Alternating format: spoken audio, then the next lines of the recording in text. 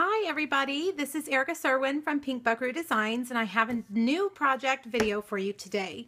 This stamp set is very popular. It's called No Bones About It. It is photopolymer, which means you can see through it, and it's really popular. I am a mom of 3 girls, so I wasn't immediately drawn to it. But let me tell you, I love it. And we all have boys in our life, little boys, who this would make great cards for. So I'm going to show you something real quickly today that I made. This is a birthday card, pocket card. And I think my youngest daughter has several boys who are her best friends, and this would be perfect for them. All right, so let's get started. First, you're going to need a piece of crushed curry cardstock, and I haven't scored it yet. It's 5.5, and usually a card base is 8.5 this way, but I have made this 7 3/4, and you'll see why in a second.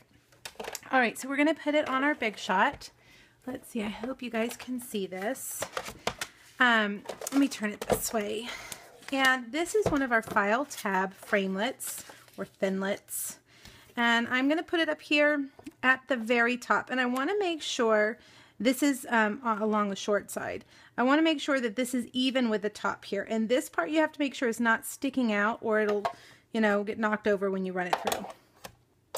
All right, so I'm going to run it through. I have it on my magnetic platform, which is going to keep it in place.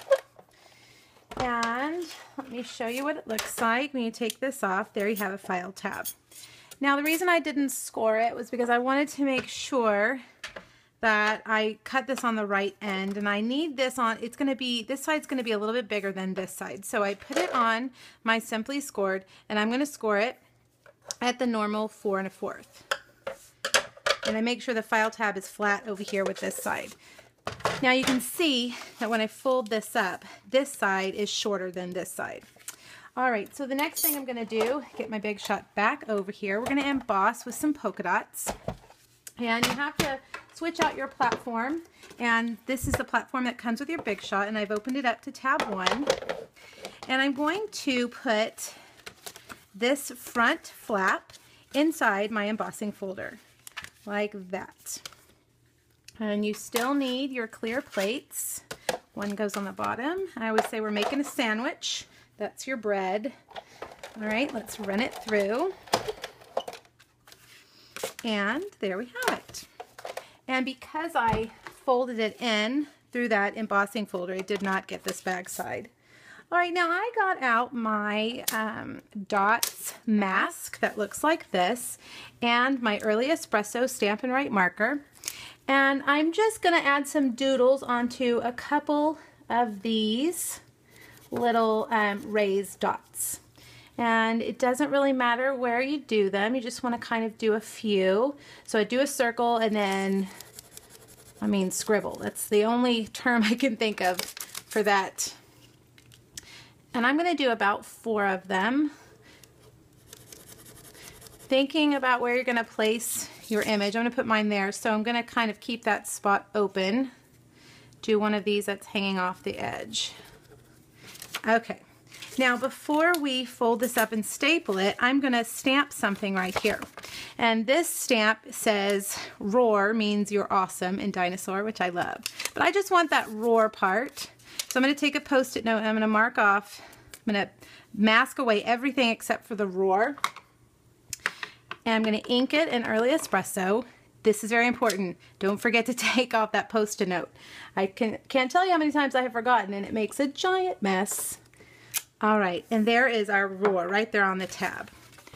All right, so now we're going to take our handheld stapler and staple right at the edge.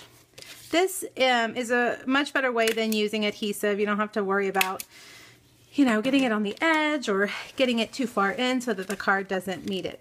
So I've stapled it 4 places. All right, so now let's stamp our dinosaur. And I have cut out, I've used the oval framelit to cut out an oval out of Whisper White cardstock. And I'm going to start with the closed image of the dinosaur, not, I guess, the solid image, not the bones. And I'm going to do this in crushed curry. Now, you can do it either way. You can do the bones first, or you can do the solid image first. It doesn't really matter.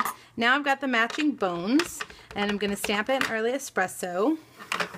And let's see if I can get this matched up without getting my head in the camera. You can probably see it a little bit better than I can. I just love how he stamps together so well and looks like a solid image. It looks very professional. All right, so let's add it over here to our card. We needed to get some basic black twine, and I'm going to run it around here 3 times. So that was 1, 2, and 3.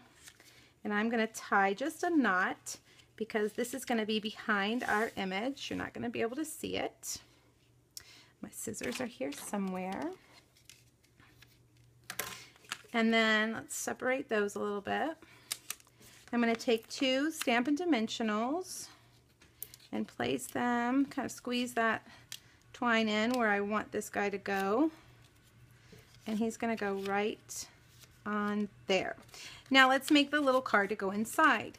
Here's just a Whisper White card base, and I'm going to use the little tracks, the little dinosaur feet print, to put a little bit on the bottom, and then the sentiment I'm going to add right there. No bones about it, you're great.